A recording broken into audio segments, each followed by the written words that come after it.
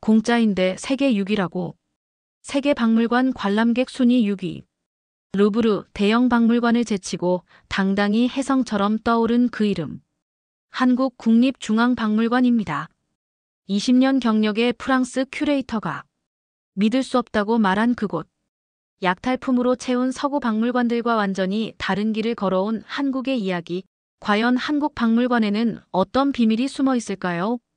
유럽 박물관들이 놓치고 있던 건 무엇이었을까요? 이야기 시작 전 여러분의 구독과 좋아요, 알림 설정은 감동상자에게 가장 큰 힘이 됩니다. 그리고 여러분은 지금 어느 나라, 어느 지역에서 이 영상을 보고 계신가요? 아래에 댓글을 남겨주세요. 약탈품으로 도배해 놓은 루브르는 한국 국립중앙박물관을 배워라. 믿을 수 없었습니다. 컴퓨터 화면을 다시 한번 확인했죠. 세계박물관 관람객 순위 6위에 한국의 국립중앙박물관이 당당히 자리하고 있었습니다. 418만 명이라는 숫자가 눈에 들어왔죠.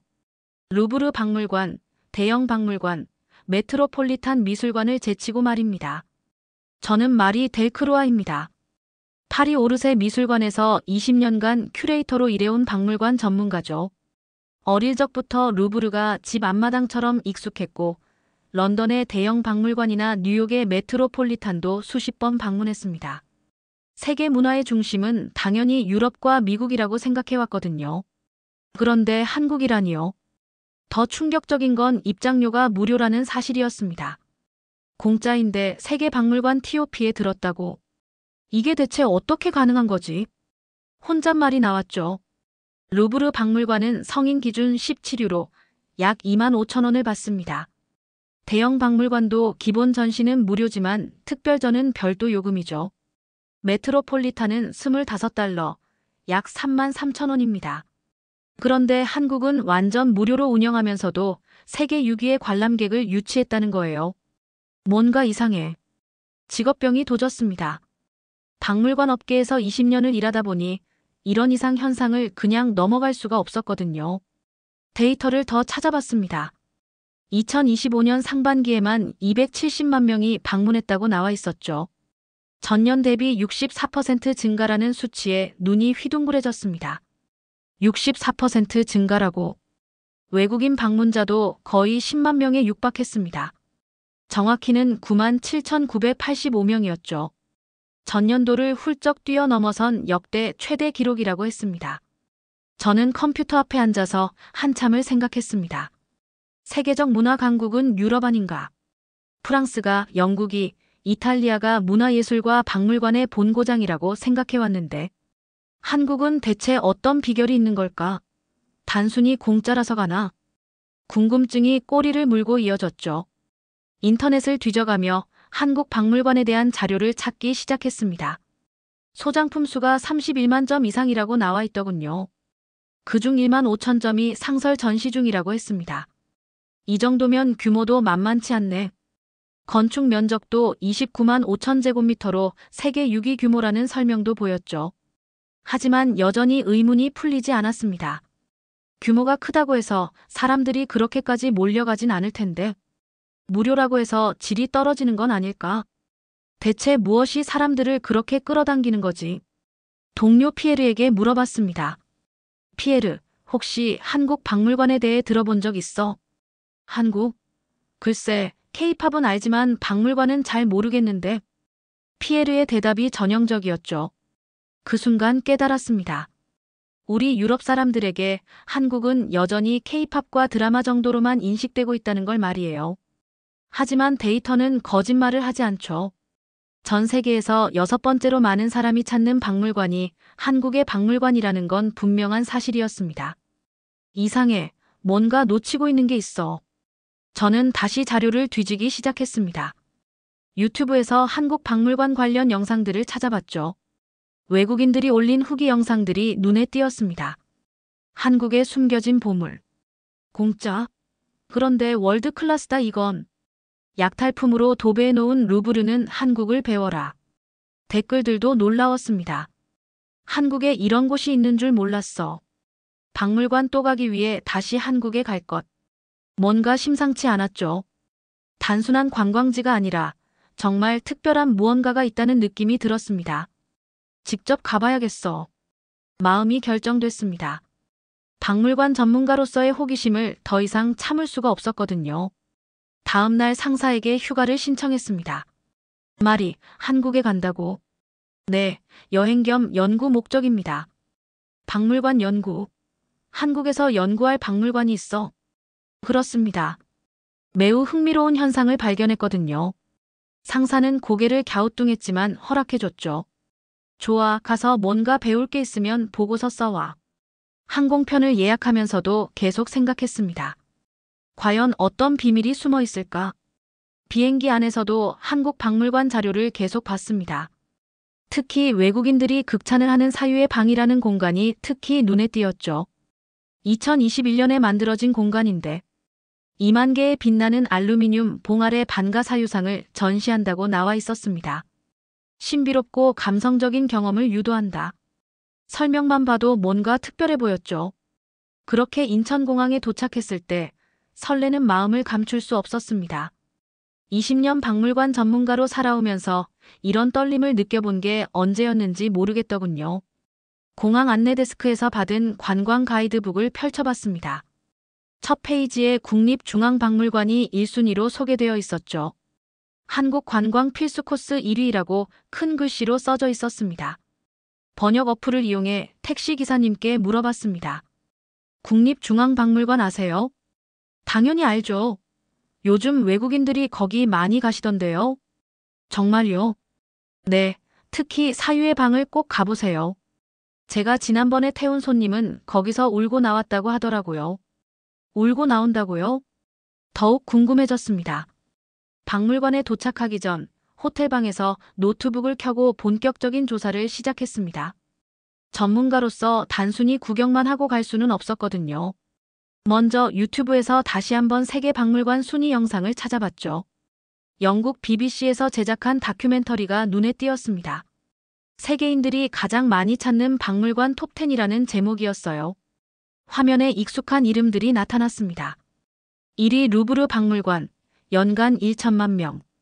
2위 중국 국가박물관, 750만 명.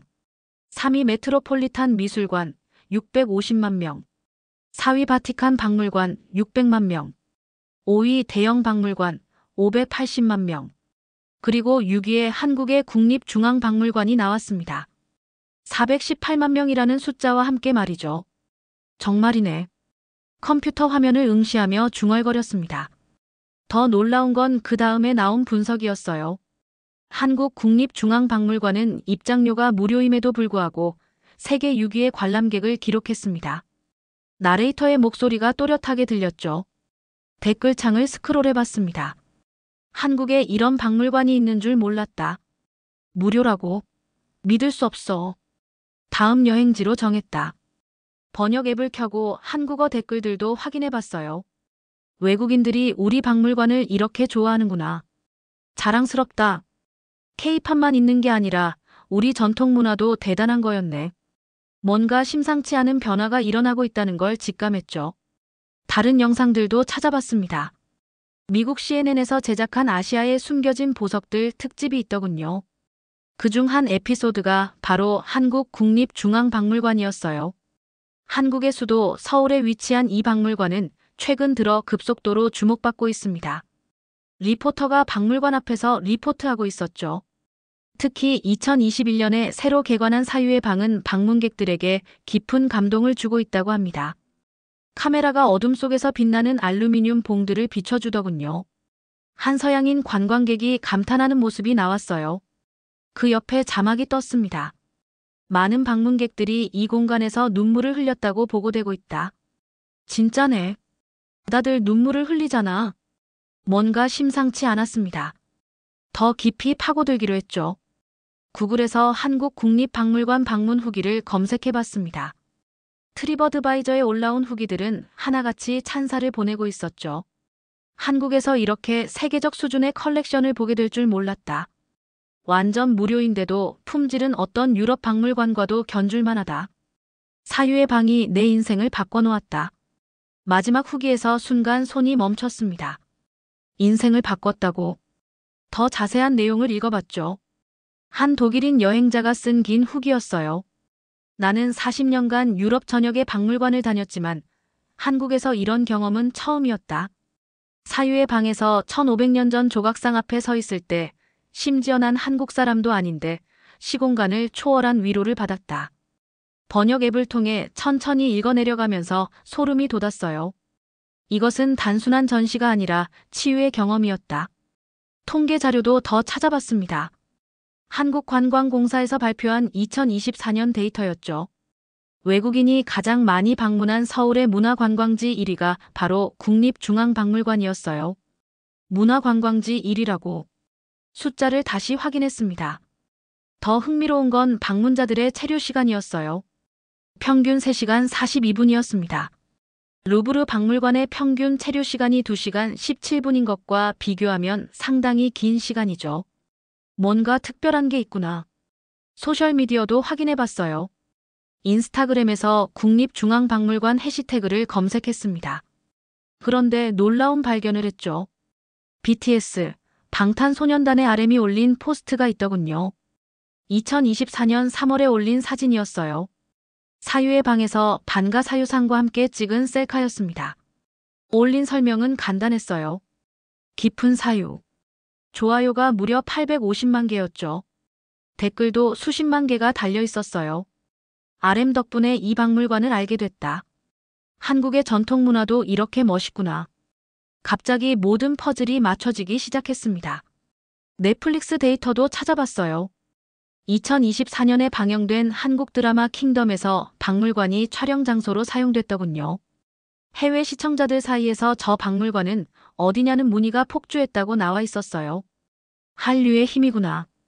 하지만 단순히 한류만으론 설명할 수 없는 무언가가 있었어요. 유럽 박물관 전문가들의 논문도 검색해봤습니다. 옥스퍼드 대학교에서 발행한 분기별 박물관 연구에 흥미로운 논문이 있더군요.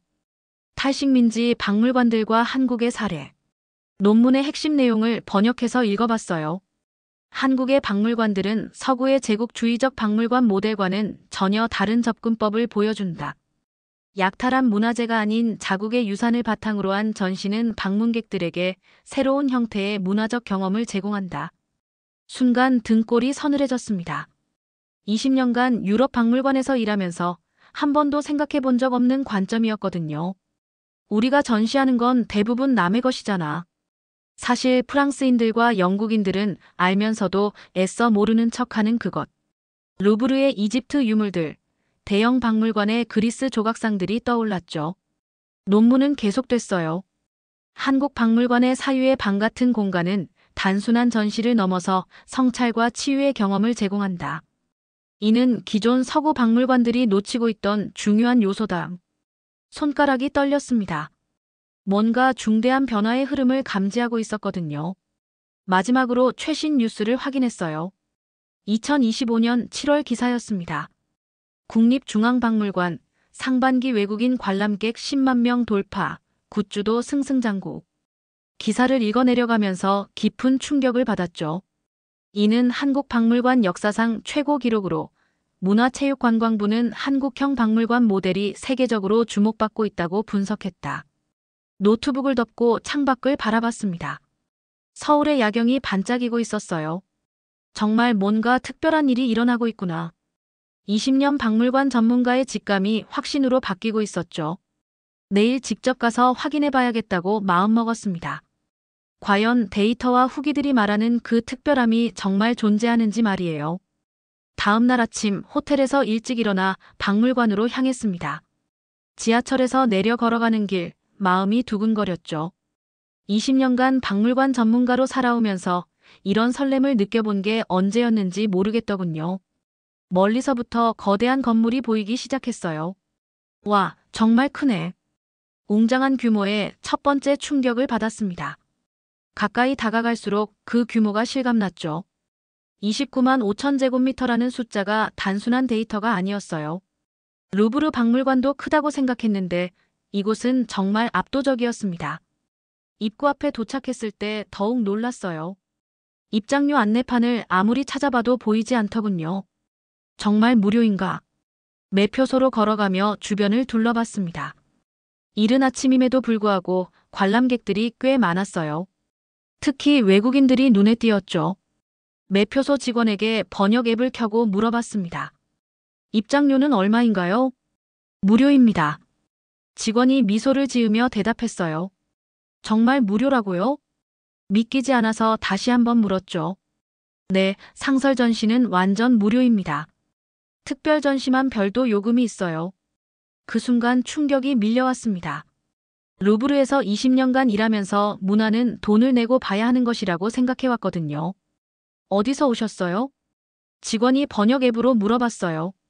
아니에요. 프랑스에서 왔습니다. 아, 그러시군요. 도슨트 투어 신청하시겠어요? 도슨트 투어요? 네, 한국어, 영어, 중국어, 일본어로 진행됩니다. 이것도 무료예요. 또 한 번 놀랐죠.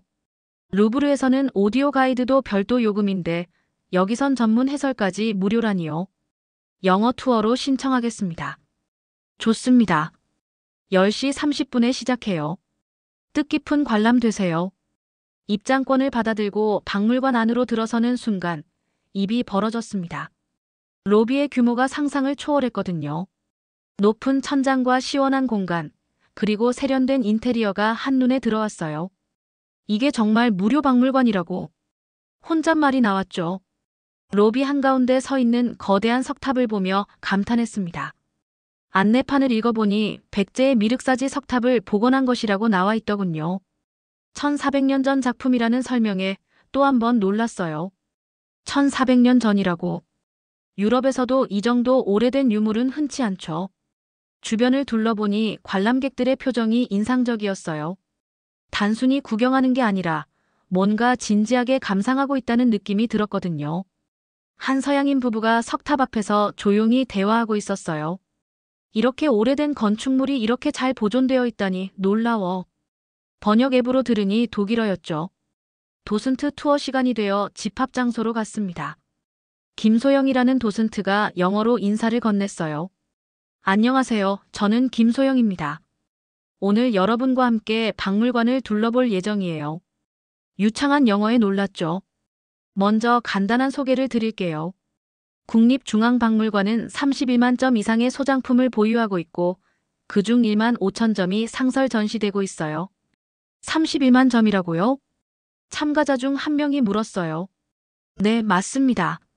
선사시대부터 조선시대까지 5천년 한국사의 모든 것이 여기에 있다고 보시면 돼요. 김소영의 설명을 들으며 점점 빠져들었습니다. 단순히 유물을 나열한 게 아니라 각 시대의 이야기와 철학이 담겨 있다는 걸 알게 됐거든요. 오늘은 특별히 우리 박물관의 하이라이트인 사유의 방도 함께 둘러볼 예정이에요. 사유의 방이요? 저도 모르게 질문했죠. 네, 2021년에 새로 만든 공간이에요. 많은 분들이 그곳에서 깊은 감동을 받으시더라고요. 김소영의 표정에서 자부심이 느껴졌어요.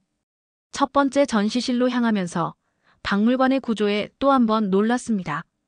동선이 너무 자연스럽게 설계되어 있었거든요. 관람객들이 자연스럽게 흐름을 따라 움직일 수 있도록 만들어져 있었어요. 우리 박물관은 시대순으로 전시가 구성되어 있어요. 선사시대부터 시작해서 조선시대까지 한국사의 흐름을 자연스럽게 따라갈 수 있도록 설계했습니다. 정말 체계적이네요. 감탄사가 절로 나왔죠. 구석기 전시실에서 첫 번째 놀라움을 경험했어요. 50만 년 전 한반도에서 살았던 사람들의 흔적이 생생하게 전시되어 있었거든요. 이 주먹도끼는 연천에서 발견된 것으로 50만 년 전 작품입니다. 김소영의 설명에 참가자들이 숨을 죽였어요. 50만 년 전에도 이렇게 정교한 도구를 만들 수 있었다니. 옆에 있던 일본인 관광객마저 감탄했죠. 청동기 시대 전시실로 이동하면서 점점 더 빠져들었습니다. 비파형 동검, 세형 동검 등 한국만의 독특한 청동기 문화가 인상적이었어요. 이 비파형 동검은 중국과는 완전히 다른 한국만의 독창적인 형태입니다. 김소영의 설명에 고개가 끄덕여졌죠. 중국과 다르다고요? 네, 중국은 직선적인 형태인데 한국은 곡선미가 살아있어요. 이미 기원전 8세기부터 독자적인 문화를 발전시켰다는 증거죠. 그 순간 뭔가 깨달았어요.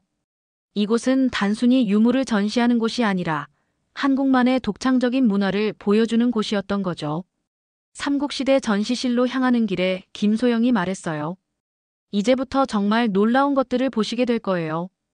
특히 백제의 미학과 신라의 정신세계는 세계 어느 문명과 비교해도 뒤지지 않거든요. 기대감이 더욱 커졌습니다. 과연 어떤 놀라운 것들이 기다리고 있을까요? 20년간 유럽 박물관에서 일해온 제가 이렇게 설레는 마음으로 전시를 보게 될 줄은 상상도 못했어요. 여기, 한 나라의 역사가 고스란히 담겨 있는 정말 특별한 곳이구나. 마음속으로 중얼거리며 다음 전시실로 발걸음을 옮겼습니다. 삼국시대 전시실을 둘러보면서 점점 압도당하고 있었습니다.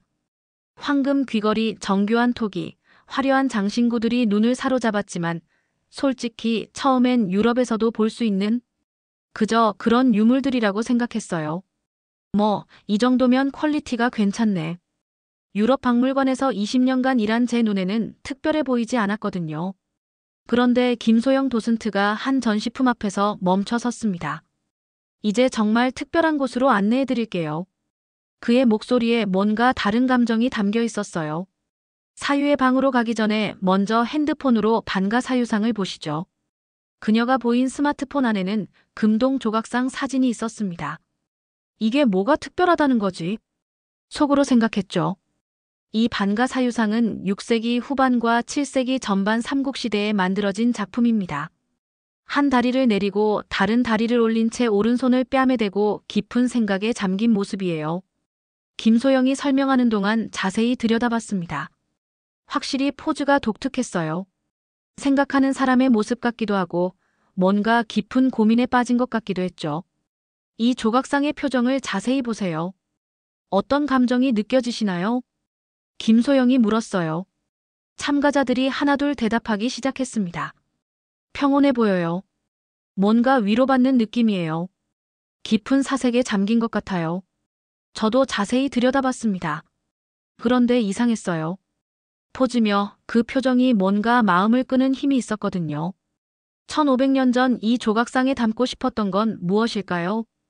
김소영의 질문에 모두가 조용해졌어요. 아마도 고통받는 모든 존재에 대한 깊은 연민과 자비였을 겁니다. 세상의 모든 슬픔을 함께 나누겠다는 의지 말이에요. 그 말을 들은 순간 뭔가 가슴이 뭉클해졌습니다. 1500년 전 사람이 만든 조각상에서 이런 감정을 느끼게 될 줄은 몰랐거든요. 이제 사유의 방으로 가보시죠. 김소영이 우리를 안내했어요. 복도를 따라 걸어가는데 점점 어둑어둑해졌습니다. 왜 이렇게 어둡게 만든 거지? 궁금했죠. 사유의 방은 2021년에 특별히 설계된 공간입니다. 방문객들이 조용한 성찰의 시간을 가질 수 있도록 만들어졌어요. 이제 직접 만나보시죠. 높이 81.5cm와 90.8cm, 두 점 모두 우리나라 최고의 걸작으로 평가받는 작품들입니다. 어두운 복도를 지나자 갑자기 빛이 쏟아지는 공간이 나타났습니다. 우와! 참가자들이 일제히 탄성을 질렀어요. 천장에서 2만 개의 알루미늄 봉이 빛을 내며 내려오고 있었습니다. 마치 별빛이 쏟아지는 것 같았어요.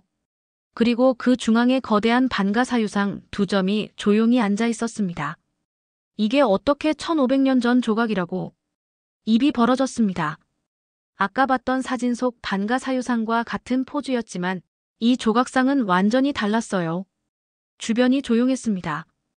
2만 개의 빛나는 알루미늄 봉들이 만들어내는 신비로운 분위기 속에서 모든 사람들이 말을 잃었어요.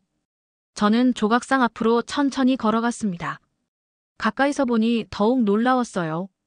오른손을 뺨에 댄 채 깊은 생각에 잠긴 표정이 너무나 생생했거든요. 이 표정. 뭔가 마음 깊은 곳이 울렸습니다. 1500년 전 조각가가 이 돌에 새겨넣은 감정이 그대로 전해져 오는 것 같았어요. 세상의 모든 고통을 함께 나누겠다는 자비로운 마음이 말이죠. 갑자기 눈물이 핑 돌았습니다. 왜 눈물이 나지? 스스로도 놀랐어요. 20년간 유럽의 수많은 명작들을 봐왔지만 이런 감정을 느껴본 적이 없었거든요.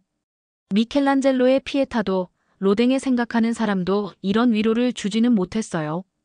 조각상을 바라보고 있자니 마음이 차분해졌습니다. 마치 1500년 전 신라의 장인이 직접 위로해 주는 것 같았어요.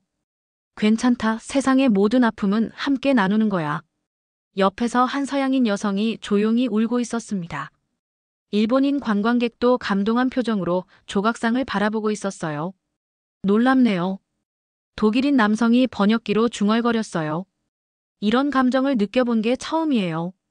김소영이 조용히 설명했습니다. 많은 분들이 이곳에서 예상치 못한 감동을 받으세요. 1500년이라는 시간을 뛰어넘어 현대인과 소통하는 거죠. 정말 그랬습니다. 시공간을 초월한 위로였어요. 1500년 전 선조와 현대의 제가 같은 마음으로 연결되는 신기한 경험이었죠. 이게 바로 한국 박물관의 힘이구나. 깨달았습니다.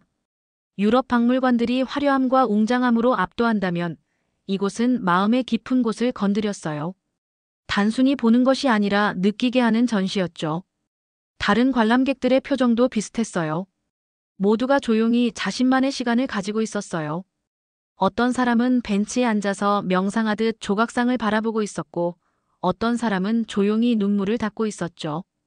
왜 이렇게 많은 사람들이 감동받는 걸까? 스스로에게 물었어요. 그 순간 답을 찾았습니다. 이 조각상은 완벽한 예술작품이기도 하지만 동시에 위로의 메신저였던 거예요. 1500년 전 누군가가 세상의 모든 아픔을 함께 나누겠다는 마음으로 만든 작품이었죠. 한국 박물관은 그냥 유물 전시장이 아니야. 마음속으로 중얼거렸습니다. 위로의 공간이야. 30분 정도 그곳에 머물렀을까요? 나올 때는 마음이 완전히 달라져 있었어요. 뭔가 공감받고 치유받은 느낌이었죠. 김소영이 물었습니다. 어떠셨나요? 정말 놀라웠어요. 이런 경험은 처음이에요. 다행이네요. 많은 외국인 관람객들이 같은 말씀을 하세요. 그제야 이해했습니다. 왜 이 박물관이 무료임에도 세계 6위의 관람객을 유치하는지, 왜 외국인들이 이곳을 찾는지 말이에요. 단순히 유물을 구경하는 곳이 아니라 마음의 위로를 받는 곳이었던 거죠. 이런 박물관은 유럽 그 어느 곳에서도 없었어요. 도슨트 투어가 끝난 후 김소영에게 개인적으로 질문을 했어요. 혹시 시간 있으시면 이야기 좀 나눌 수 있을까요? 물론이에요. 궁금한 게 있으시면 언제든지요. 박물관 카페에서 커피를 마시며 본격적인 대화를 시작했습니다. 저는 프랑스 루브르 박물관에서 20년간 일해온 큐레이터예요. 와, 정말요? 루브르요? 김소영의 눈이 반짝였어요. 그런데 오늘 경험이 정말 충격적이었어요. 이런 질문을 드려도 될까요? 한국 박물관은 어떻게 이런 철학을 갖게 된 건가요? 김소영이 잠시 생각하더니 대답했어요. 사실 저희도 처음엔 유럽 박물관들을 많이 참고했어요. 하지만 근본적으로 다른 점이 하나 있죠. 어떤 점이요? 저희는 우리 것을 지키고 전시하는 거예요. 남의 것을 가져온 게 아니라요. 그 말을 듣는 순간 당황스러우면서 머리가 복잡해졌습니다. 20년간 루브르에서 일하면서 한 번도 깊이 생각해보지 않았던 문제였거든요. 루브르에 전시된 이집트 유물들, 그리스 조각상들을 생각해보세요. 김소영이 조심스럽게 말을 이어갔어요. 그것들이 어떻게 프랑스에 오게 됐는지 아시죠? 가슴이 답답해졌습니다. 나폴레옹의 이집트 원정, 식민지배 시절의 약탈, 그런 어두운 역사들이 떠올랐거든요. 영국 대형 박물관도 마찬가지예요. 김소영이 계속 설명했어요. 파르테논 신전 조각상들, 베닌 청동기들. 모두 원래 주인에게서 빼앗아 온 것들이죠. 그 순간 깨달았습니다. 제가 20년간 자랑스럽게 생각해왔던 유럽의 위대한 박물관들이 사실은 제국주의 약탈의 결과물이라는 걸 말이에요. 최근에 유럽에서도 이 문제가 큰 이슈가 되고 있어요. 프랑스 정부도 아프리카 국가들의 문화재 반환을 시작했고요.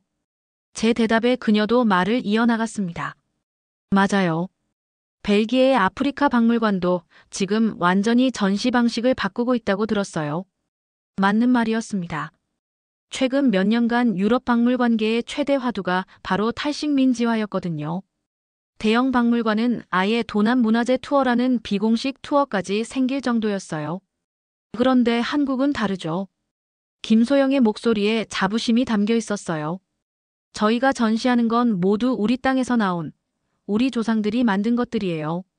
5천년 역사 동안 이 땅에서 살아온 사람들의 삶과 철학이 고스란히 담겨 있는 거죠.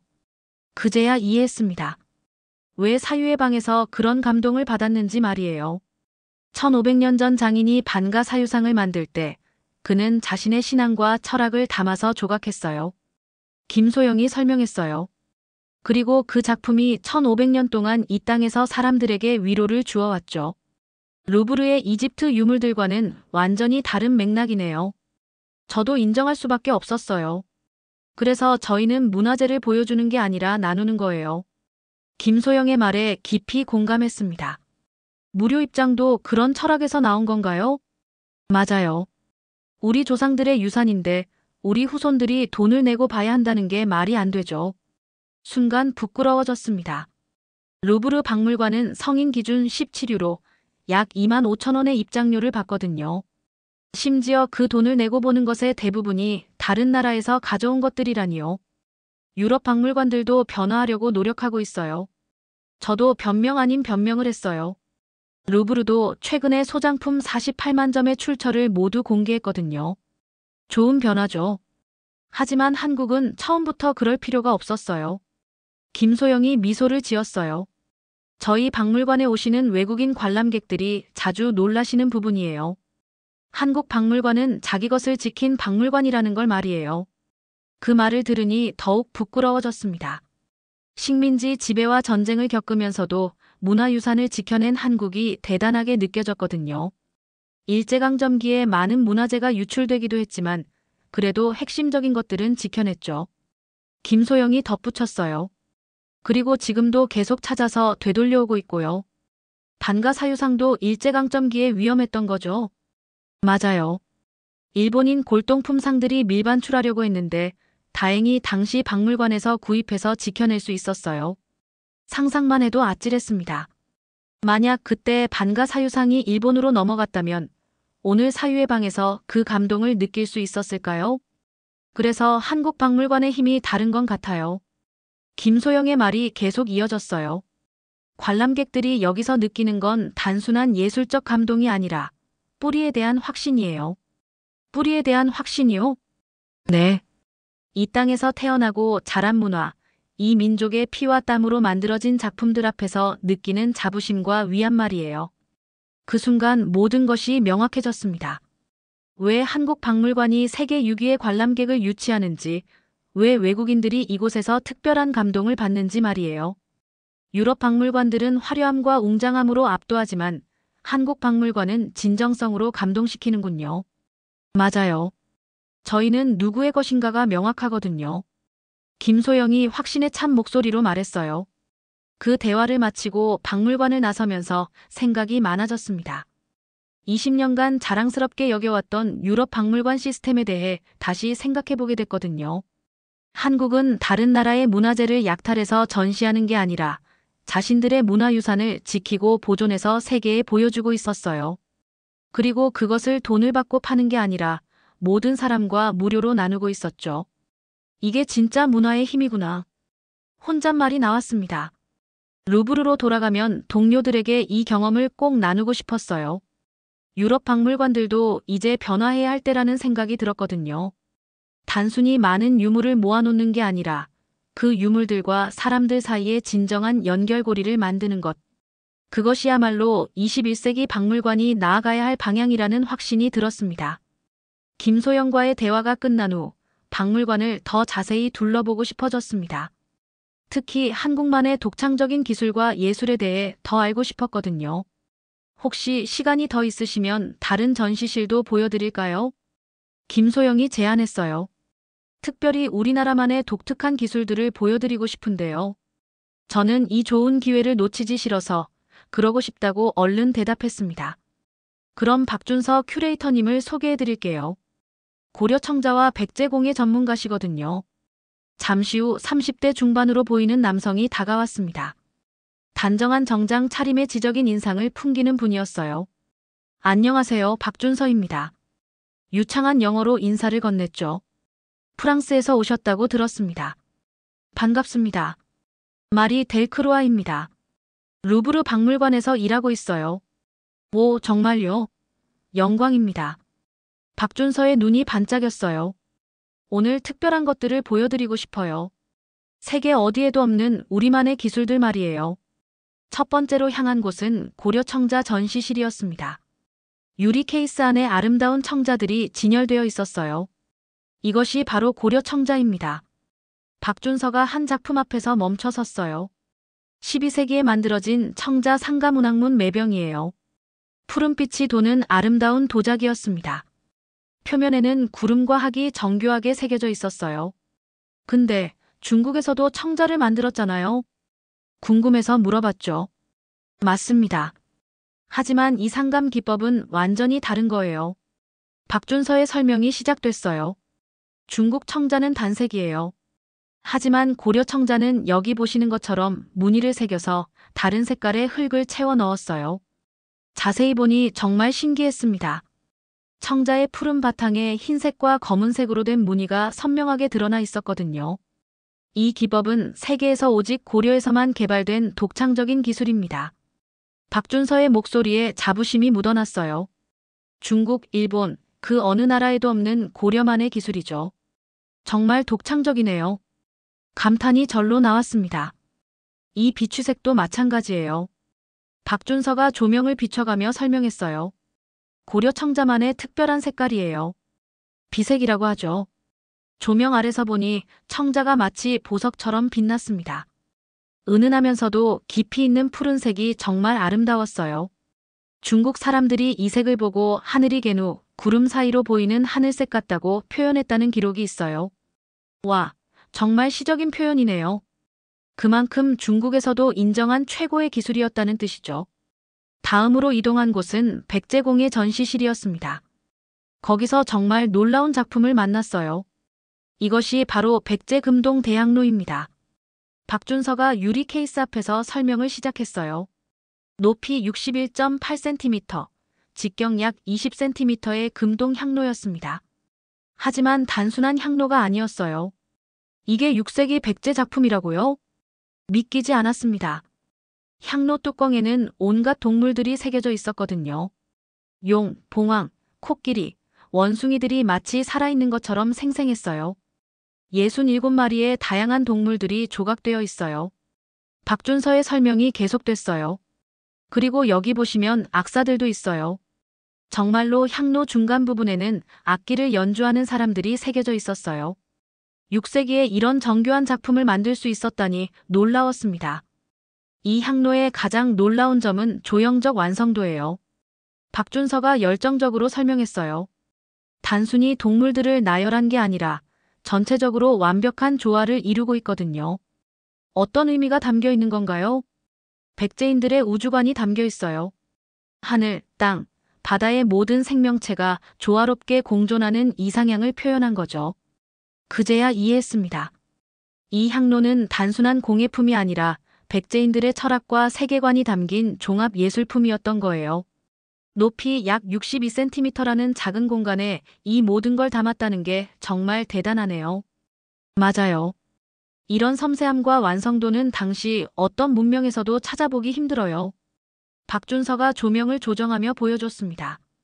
각도에 따라 동물들이 마치 움직이는 것처럼 보였어요. 1500년 전 백제 장인들의 기술 수준이 이 정도였다니. 감탄이 절로 나왔습니다. 그래서 이 향로를 보면 백제가 단순한 농업국가가 아니었다는 걸 알 수 있어요. 박준서의 설명이 이어졌어요. 고도의 예술적 감각과 기술력을 가진 선진 문명 국가였던 거죠. 전시실을 더 둘러보면서 한국박물관의 보존 기술에도 놀랐습니다. 각 유물마다 정밀한 온도와 습도, 조절 시스템이 갖춰져 있었거든요. 보존 과학에도 많은 투자를 하고 있어요. 박준서가 자랑스럽게 말했어요. 1500년 된 유물들을 후세에도 온전히 전할 수 있도록 최첨단 기술을 사용하고 있거든요. 유리 케이스마다 디지털 온습도 표시기가 붙어 있었고 조명도 UV 차단 LED를 사용하고 있었어요. 루브르에서도 이 정도 시스템을 갖추기까지 오랜 시간이 걸렸는데 여기는 정말 체계적이네요. 문화재 보존에 대한 의식이 남다르거든요. 박준서가 진지한 표정으로 말했어요. 우리 조상들이 목숨 걸고 지켜낸 유산이니까 우리도 최선을 다해 보존해야죠. 마지막으로 들른 곳은 금속 공예실이었습니다. 거기서 또 다른 놀라운 작품들을 만났어요. 신라의 금관, 백제의 금동 신발, 가야의 철갑옷까지. 각각이 모두 세계 최고 수준의 기술력을 보여주는 작품들이었어요. 이 모든 게 1500년 전 작품들이라니 믿어지지 않아요. 맞아요. 그런데 더 놀라운 건 이 모든 기술들이 각 나라의 독창적인 기법이라는 거예요. 박준서의 마지막 설명이었어요. 중국이나 다른 나라의 것을 모방한 게 아니라 완전히 우리만의 기술로 만든 것들이죠. 그 말을 들으며 깨달았습니다. 한국박물관의 진정한 가치는 단순히 오래된 유물을 보관하는 게 아니라 이 민족의 독창성과 창의력을 증명하는 산 증거들을 보여주는 데 있다는 것을. 이제 이해가 돼요. 박준서에게 말했어요. 왜 한국박물관이 특별한지 말이에요. 어떤 점에서요? 다른 나라 박물관들은 화려함으로 압도하지만 여기는 깊이로 감동시키네요. 박준서가 만족스러운 미소를 지었습니다. 그게 바로 저희가 추구하는 방향이에요. 단순히 보여주는 게 아니라 그 속에 담긴 정신과 철학까지 전달하는 거죠. 박물관을 나서며 마음이 가득 찼습니다. 오늘 하루 동안 본 것들은 단순한 유물이 아니라 한 민족의 혼과 지혜가 담긴 보물들이었거든요. 그리고 그 모든 것들이 세계 어디에도 없는 독창적인 기술과 예술로 만들어졌다는 사실에 깊이 감동받았습니다. 박준서와의 전시 관람을 마치고 박물관 1층으로 내려왔습니다. 출구 쪽에 있는 뮤지엄 샵이 눈에 띄었어요. 굿즈 샵도 구경해 볼까요? 호기심이 생겼거든요. 들어서자마자 놀랐습니다. 일반적인 판매를 위한 기념품 샵과는 완전히 달랐어요. 유물들을 모티브 삼은 세련되고 품격 있는 디자인의 상품들이 가득했거든요. 가장 먼저 눈에 들어온 건 반가사유상 관련 상품들이었습니다. 미니어처부터 시작해서 머그컵, 노트, 심지어 향수까지. 모든 제품이 정교하고 아름다웠어요. 이거 정말 잘 만들어졌네요. 반가사유상 미니어처를 들고 감탄했죠. 실물과 똑같은 비례의 세밀한 표현까지 완벽했거든요. 안녕하세요. 도움이 필요하시면 언제든 말씀하세요. 굿즈샵 직원이 다가왔어요. 이름표에는 김미라 매니저라고 적혀 있었죠. 프랑스에서 온 관광객인데요. 이 상품들이 정말 인상 깊어요. 번역 앱으로 대화를 시작했습니다. 감사합니다. 저희는 단순한 기념품이 아니라 문화교육의 연장선으로 생각하고 만들고 있어요. 김미라의 설명이 흥미로웠습니다. 문화교육이요? 네, 예를 들어 이 반가사유상 미니어처를 보세요. 김미라가 제품을 들어 보여줬어요.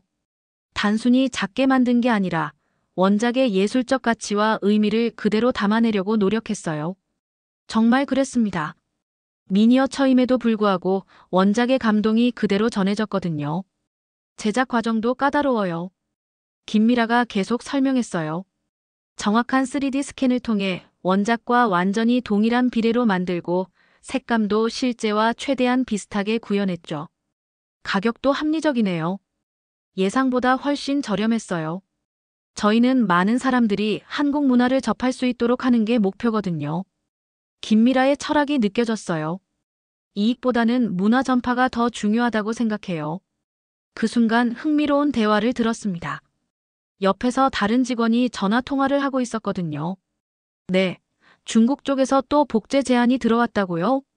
아니요, 저희는 절대 허용하지 않습니다. 전화를 끊은 후 그 직원이 한숨을 쉬었어요. 무슨 일이에요? 저는 궁금증을 못 참고 질문했습니다. 중국 대형 유통업체에서 또 연락 왔어요. 우리 제품 디자인을 베껴서 대량 생산하게 해달라고. 또요? 지난주에도 그런 전화 왔었는데. 저는 그 대화를 들으며 놀랐습니다. 한국 박물관 굿즈가 그 정도로 인기가 있다는 뜻이었거든요. 김미라가 저에게 설명해줬어요. 요즘 이런 일이 자주 있어요. 특히 BTS뿐만 아니라 유명 인사들이 반가사유상 굿즈를 SNS에 올린 후로는 더 심해졌죠. 정말 대단했습니다. 한류 스타와 세계적인 인플루언서의 영향력이 전통 문화에까지 미치고 있었던 거예요. 그래서 매출도 엄청 늘었을 것 같은데요. 맞아요. 올해 상반기만 115억 원 정도 됐어요. 전년 대비 34% 증가했죠. 김미라가 자랑스럽게 말했어요. 아니, 굿즈로만 115억 원이요? 대단하네요. 박물관 입장료가 무료인데도 굿즈 매출만으로 충분히 운영이 가능해요. 그제야 이해했습니다. 한국박물관의 지속 가능한 운영 모델을 말이에요. 그런데 중국에서 복제하려는 시도에 대해서는 어떻게 대응하세요? 저희는 원칙이 확고해요. 김미라의 목소리에 단호함이 담겨 있었어요. 절대로 허용하지 않습니다. 법적 대응도 마다하지 않고요. 왜 그렇게 강경하게 대응하세요? 간단해요. 가짜는 쉽게 팔릴 수 있어도 진짜는 오래 남거든요. 김미라의 말에 깊이 공감했습니다. 중국에서 대량 생산하면 가격이 훨씬 저렴해질 텐데 그래도 거부하시는 거예요? 당연하죠. 우리 문화재의 가치를 돈으로만 계산할 수는 없어요. 김미라가 확신에 찬 목소리로 대답했어요. 그 옆에 있던 동료도 대화에 참여했습니다. 저희 제품들은 모두 메이드 인 코리아예요. 이것 자체가 브랜드 가치거든요. 메이드 인 코리아가 그렇게 중요한가요? 물론이죠. 한국 땅에서 발견된 문화재를 한국 기술로 재현한 제품이어야 진정성이 있는 거죠. 김미라의 철학이 명확했어요. 진열된 상품들을 더 자세히 살펴봤습니다. 모든 제품에 메이드 인 코리아 라벨이 붙어 있었고 품질도 훌륭했어요. 이 고려청자 머그컵도 정말 예술품 같네요. 맞아요. 실제 고려청자의 비색을 구현하기 위해 수십 번의 테스트를 거쳤어요. 김미라가 자랑스럽게 설명했어요. 그런데 이렇게 공들여 만들면 제조 비용이 많이 들 텐데요. 비용보다는 가치가 중요해요. 김미라의 대답이 인상적이었어요. 저희는 박물관에서 일하면서 한국 문화의 대사 역할을 하고 있다고 생각해요. 정말 그랬습니다. 이 굿즈들을 통해 전 세계 사람들이 한국 문화를 접하게 되는 거였으니까요. 그래서 저희는 외부 판매를 금지하고 있어요. 동료 직원이 추가 설명을 했어요. 외부 판매 금지요? 네, 저희 문화상품은 박물관에서만 살 수 있어요. 온라인이나 다른 매장에서는 판매하지 않아요. 왜 그런가요? 온라인을 통하면 더 많이 팔 수 있을 텐데. 정품의 가치를 지키기 위해서예요. 김미라가 설명했어요. 박물관에 직접 와서 문화재를 보고 그 감동을 기념품으로 가져가는 것. 그게 진짜 의미 있는 소비라고 생각해요. 그 철학에 깊이 감동받았습니다. 단순히 돈을 버는 게 아니라 문화의 가치를 지키려는 의지가 느껴졌거든요. 최근에는 메타버스에서도 저희 제품을 체험할 수 있게 했어요. 김미라가 스마트폰을 꺼내 보여줬어요. 제페토에서 반가 사유상을 만날 수 있는 가상 공간을 만들었거든요. 와, 정말 혁신적이네요. 젊은 세대들도 우리 문화에 관심을 가질 수 있도록 하는 거죠. 결국 몇 가지 제품을 구입했습니다. 반가 사유상 미니어처와 고려청자 머그컵, 그리고 박물관 전용 노트까지. 계산을 하면서 김미라가 말했어요. 좋은 선택이세요. 이 제품들은 프랑스에서 절대 살 수 없어요. 왜요? 오직 여기서만 파니까요. 이게 바로 진짜의 가치죠. 굿즈샵을 나서면서 깊은 인상을 받았습니다. 한국은 문화상품조차 철학을 가지고 만들고 있었어요. 단순히 돈을 벌기 위한 수단이 아니라 문화를 전파하고 가치를 지키는 도구로 사용하고 있었던 거죠. 이런 접근 방식이야말로 진정한 문화 강국의 모습이라는 생각이 들었습니다. 박물관을 떠나며 마음이 복잡했습니다. 하루 종일 경험한 모든 것들이 머릿속에서 정리되지 않고 있었거든요. 호텔로 돌아가는 택시 안에서 창밖을 바라보며 생각에 잠겼어요. 정말 놀라운 하루였네요. 택시기사가 번역 앱으로 말을 걸었습니다. 박물관 다녀오셨나 봐요? 네, 국립중앙박물관이요. 저도 번역 앱으로 대답했죠. 어떠셨어요? 외국인들이 많이 오시더라고요. 정말 인생이 바뀔 만한 경험이었어요. 솔직한 마음이었습니다. 택시기사가 웃으며 말했어요. 저도 가끔 가는데 갈 때마다 자랑스러워져요. 우리나라가 이런 걸 가지고 있다는 게. 그 말을 듣는 순간 또 한 번 깨달았습니다. 한국 사람들에게 이 박물관은 단순한 관광지가 아니라 자부심의 원천이라는 걸 말이에요. 호텔방에서 노트북을 켜고 오늘의 경험을 정리하기 시작했습니다. 20년 박물관 전문가로서 처음 느껴본 감정들을 글로 남기고 싶었거든요. 한국 박물관이 보여준 것은 단순한 전시가 아니었다. 타이핑을 시작했습니다. 그것은 문화에 대한 완전히 새로운 접근법이었다. 생각해보니 오늘 하루 동안 제가 목격한 건 박물관의 혁신이었어요. 전시품과 관람객 사이의 새로운 관계, 과거와 현재를 잇는 새로운 방식, 문화유산을 대하는 새로운 철학. 유럽 박물관들이 화려함으로 압도한다면 한국 박물관은 진정성으로 감동시킨다. 키보드를 두드리며 확신했습니다. 특히 사유의 방에서 느꼈던 그 감정은 잊을 수 없었어요. 1500년 전 조각가와 현재의 제가 시공간을 넘어 연결되는 그 순간. 그런 경험은 루브르에서도 대형 박물관에서도 느껴본 적이 없었거든요. 문득 동료들에게 이 경험을 나누고 싶어졌습니다. 피에르에게 메시지를 보냈어요. 한국에서 정말 놀라운 걸 경험했어. 박물관에 대한 내 생각이 완전히 바뀌었어. 곧 답장이 왔습니다.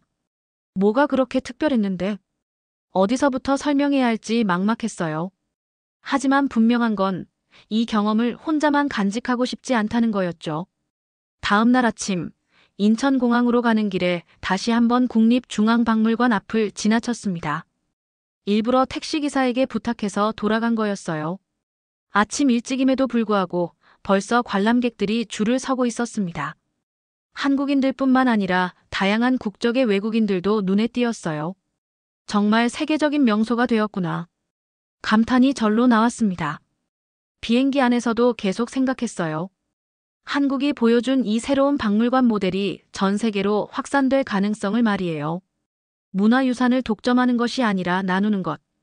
과거를 진열하는 것이 아니라 현재와 연결하는 것. 관람객을 구경꾼으로 만드는 것이 아니라 참여자로 만드는 것. 이 모든 것이 한국 박물관이 보여준 혁신이었어요. 파리에 도착해서 가장 먼저 한 일은 동료들과의 미팅이었습니다.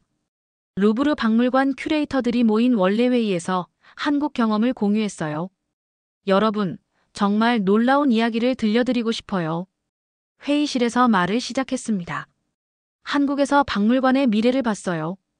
동료들이 의아한 표정을 지었지만 제 이야기를 들으며 점점 진지해졌어요. 특히 무료 입장과 문화 공유 철학에 대한 부분에서 많은 관심을 보였죠. 정말 모든 전시가 무료라고 마르틴 큐레이터가 물었어요. 네, 상설 전시는 완전 무료예요.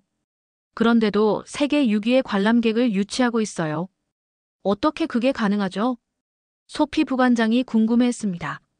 문화상품과 다른 수익 모델로 충분히 운영되고 있어요. 더 중요한 건 철학이에요. 자신들의 문화유산을 모든 사람과 나누겠다는 의지죠. 회의실이 조용해졌습니다. 모두가 깊이 생각하고 있는 것 같았어요. 그 후 몇 주 동안 루브르 내에서 한국 박물관에 대한 관심이 높아졌습니다. 몇몇 큐레이터들이 한국 방문을 계획하기도 했어요. 더 놀라운 건 유럽 전체 박물관계에서 한국 모델에 대한 논의가 시작됐다는 소식이었습니다. 영국 박물관협회에서 한국 박물관 운영 방식에 대한 연구를 시작했다는 뉴스도 봤어요. 정말 변화의 바람이 불고 있구나. 신문 기사를 읽으며 생각했습니다. 한 달 후 파리에서 열린 국제박물관학회에서 기조연설을 맡게 됐어요. 주제는 21세기 박물관의 새로운 패러다임이었죠. 연설에서 한국 경험을 중심으로 이야기했습니다.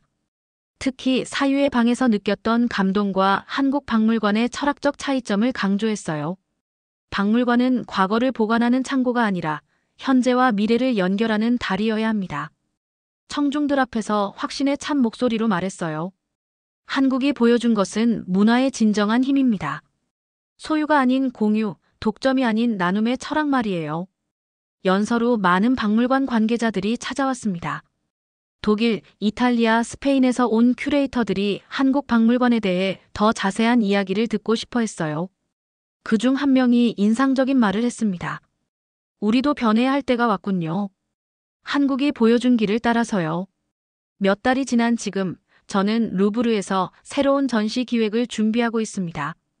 한국에서 배운 철학을 적용한 전시예요. 관람객과 유물 사이의 거리를 줄이고 감정적 연결을 강화하는 방향으로 기획하고 있어요. 무엇보다 유물의 원래 주인들에 대한 존중을 더욱 강조하려고 합니다. 동료들도 변화하고 있어요. 피에르는 최근 아프리카 유물 전시에서 식민지 역사를 정면으로 다루는 섹션을 만들었어요. 소피는 무료 도슨트 프로그램을 확대하자고 제안했죠. 한국의 영향력이 이렇게 클 줄 몰랐어. 피에르가 말했습니다. 당신이 가져온 변화가 루브르 전체에 퍼지고 있어. 정말 그랬습니다. 한국에서의 하루가 저뿐만 아니라 주변 모든 사람들을 변화시키고 있었어요. 최근에는 유럽 여러 박물관에서 한국과의 교류를 늘리고 있다는 소식도 들려옵니다. 런던의 대형 박물관에서는 한국 큐레이터를 초청해서 워크숍을 열었다고 해요. 이제 한국은 문화를 배우는 나라가 아니라 가르치는 나라가 됐구나. 깊은 감동이 밀려왔습니다. 가끔 사유의 방에서 찍은 사진을 봅니다. 그때 느꼈던 그 평안함과 위로가 다시 떠올라요. 1500년 전 조각가가 전하고 싶었던 메시지가 지금도 생생하게 전해져 오고 있다는 게 신기해요. 한국이 세계에 보여준 건 단순한 박물관 운영 방식이 아니었습니다. 그것은 문화에 대한 완전히 새로운 관점이었어요. 문화는 소수가 독점하는 것이 아니라 모두가 나누는 것. 과거는 박제되는 것이 아니라 현재와 호흡하는 것.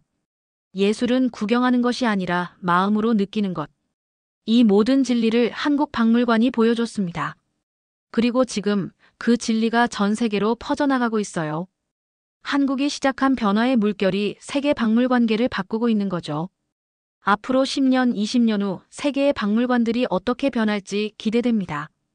한국이 보여준 그 아름다운 비전이 현실이 되는 모습을 보고 싶어요. 그때가 되면 박물관은 정말로 모든 사람의 것이 될 거예요. 문화는 진정한 힘을 발휘하게 될 것이고 예술은 모든 사람의 마음을 치유하는 역할을 하게 될 겁니다. 한국이 세계에 선물한 이 새로운 패러다임이 인류 문화의 미래를 밝혀주고 있습니다. 프랑스 큐레이터의 단순한 호기심으로 시작된 한국행이 세계 박물관계의 패러다임을 바꾸는 변화의 시작점이 되었죠. 한국이 보여준 것은 문화의 진정한 힘이었습니다. 소유가 아닌 공유, 독점이 아닌 나눔의 철학. 1500년 전 조각가의 마음이 오늘날 전 세계 사람들의 마음을 치유하고 있다는 사실. 이제 한국은 문화를 배우는 나라가 아니라 세계의 새로운 길을 제시하는 나라가 되었습니다. 무료로 열린 박물관에서 시작된 작은 변화가 전 세계로 퍼져나가며 인류 문화의 미래를 밝혀주고 있죠. 문화유산을 통해 과거와 현재, 그리고 미래를 하나로 잇는 한국의 아름다운 이야기를 들어주셔서 감사합니다.